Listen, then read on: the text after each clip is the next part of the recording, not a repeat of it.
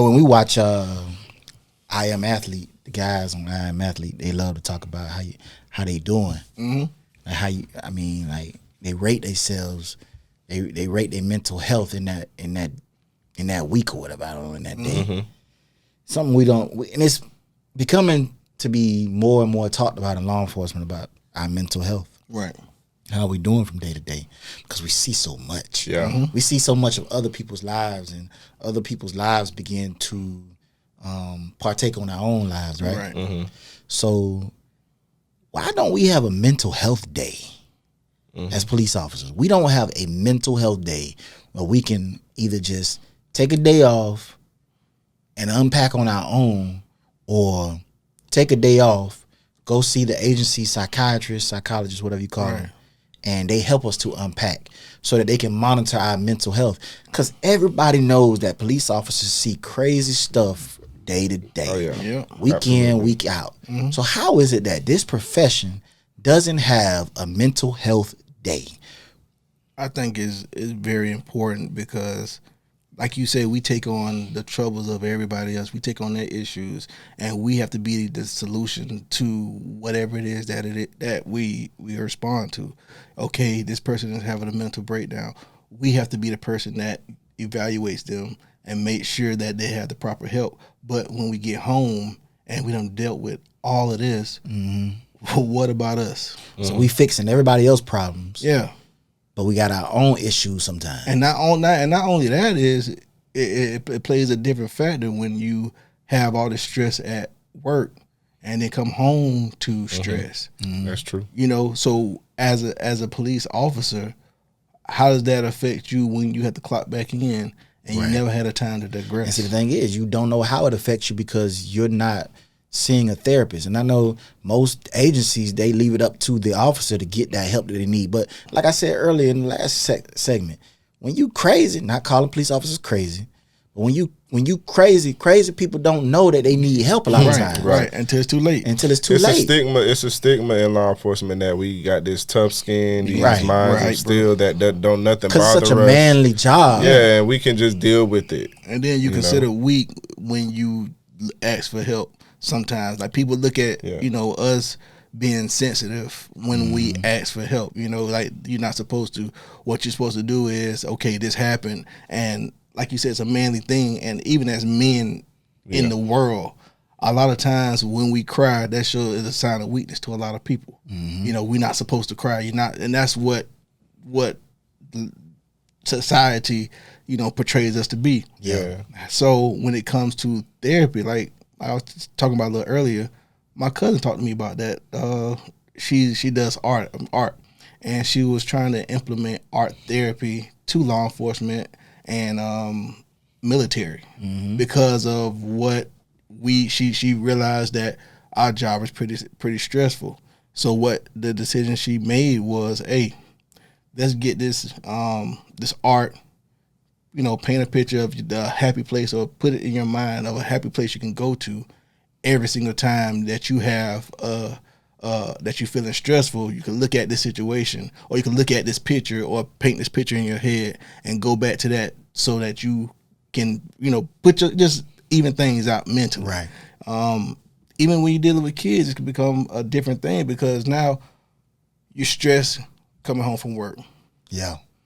Kids have issues. And a lot of times we have to put and we do it in law enforcement, we have to put our issues to the side, our personal issues, whether we're battling something mentally, to take on everybody else's issue. Right. Everybody else's issues. Everybody else's issues is a priority over our own. Yeah, and in family, they look at us because we're in law enforcement.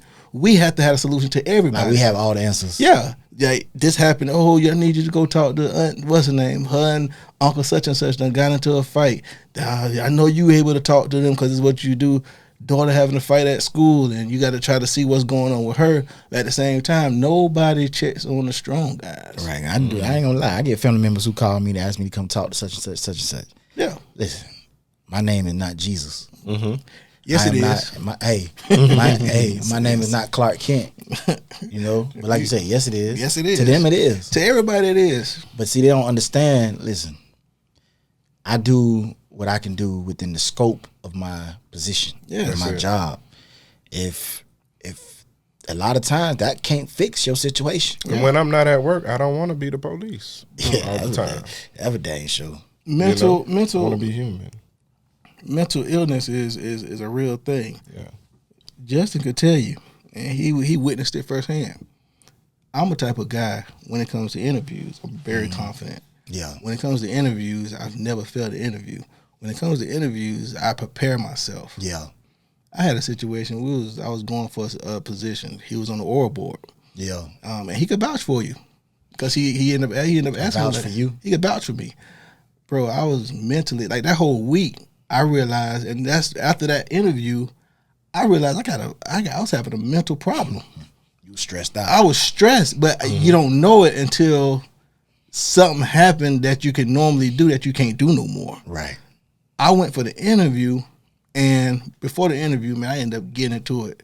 And mentally, I wasn't, it threw everything off. Like, this whole week, I was stressed. I was looking at my body cam, and I was talking to people a little more aggressive than I used to do. Yeah. And usually, I'm the voice of reason. Like, I'm the most coolest guy in the world. But the dude asked me, like, man, why you talking to me like that? And then I looked at my video, like, why am I talking to him like that? Right, because that's not you. No. That's so not true. with the interview, I come to the interview, and they asking questions, and I promise you, the lights went straight off in my head. So I'm sitting here like, just like that. Like, I had a moment. Right. And I said, boy, get it together. What is going on? And me, I almost said, you know what, guys?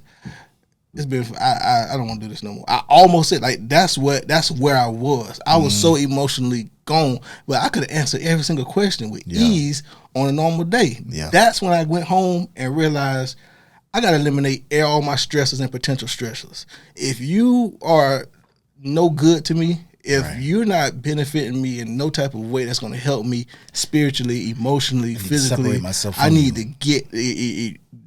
take it all away, because right now it's affecting my life. Right. It's affecting my job, my mental health. And that's when I realized it was real. I was having anxiety attacks. I was having one in the interview. I was, man, my heart is beating, and I could barely breathe. Yeah. And so I'm like, bro, what is this? This has never happened to me before. It ain't that I'm nervous. Right. It's just that at this point, I wasn't able to separate what was going on the outside than what I was dealing with on the inside. So you become, you were supposed to be the fixer, but when the fixer show up to your house to fix stuff, but the fixer got his own problems, we in a world of trouble. Yes, that's like a problem. That's like the plumber coming up to fix the leak, but the plumber got his own leaks. You know what I'm saying?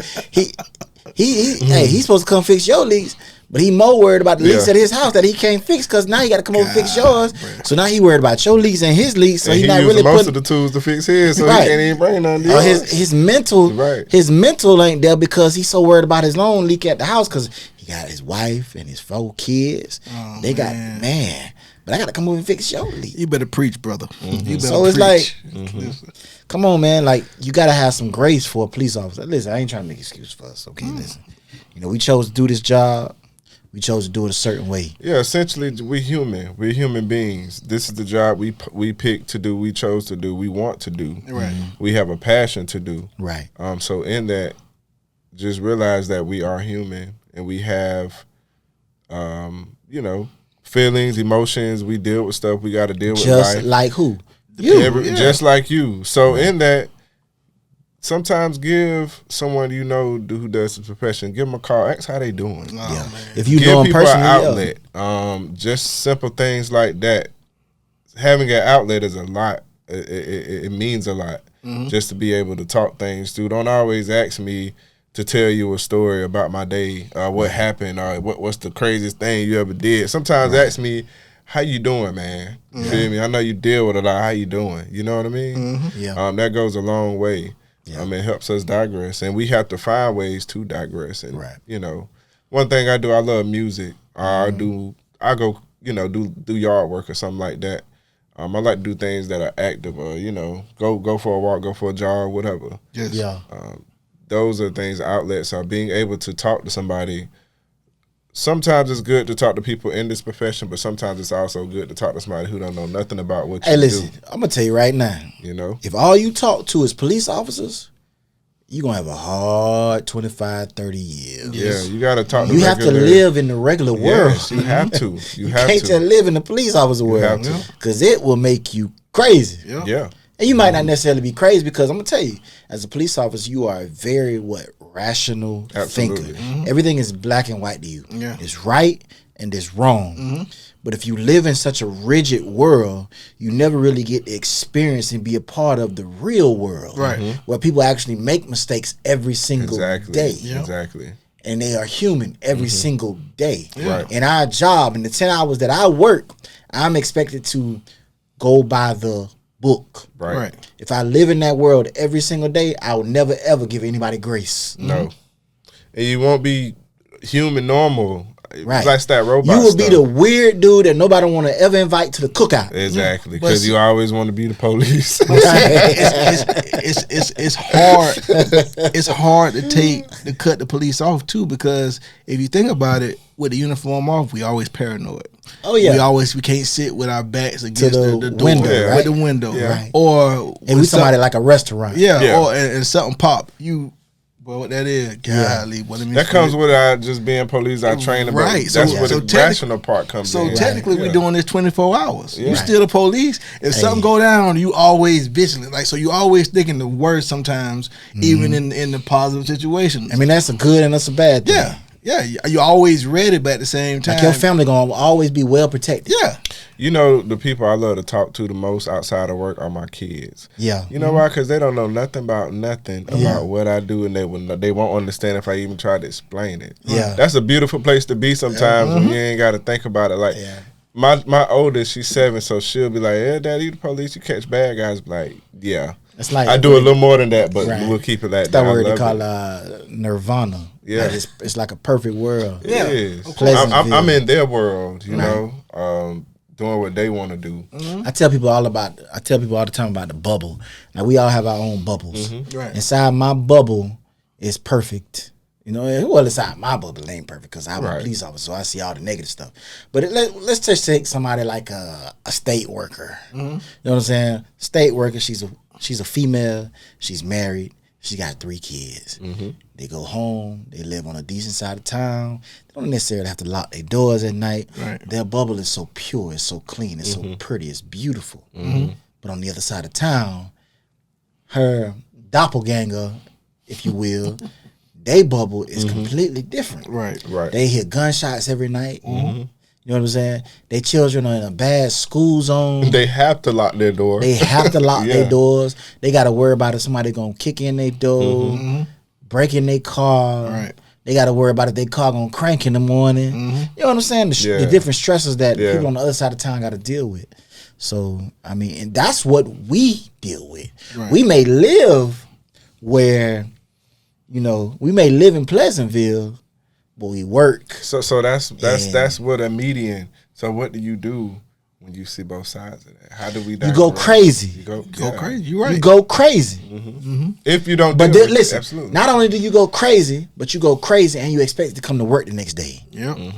So, have you ever sat in your car and there's a situation you're dealing with us, right, with the black folks, and you know you don't want to get out the car, and do what you have to do to these people because, in a sense, you understand what's going on. A homeless guy, just say a homeless guy, just happened to steal something out the store. And he pull up on the scene and he stole something. Like, man, I'm just hungry, man. I just need to get something to eat. I need to do all that. It's wrong. Yeah. It's wrong. But at the same time, as a police officer, you know you have to do your job. But at the same time, you understand that the man just wanted to get something to eat at the same time.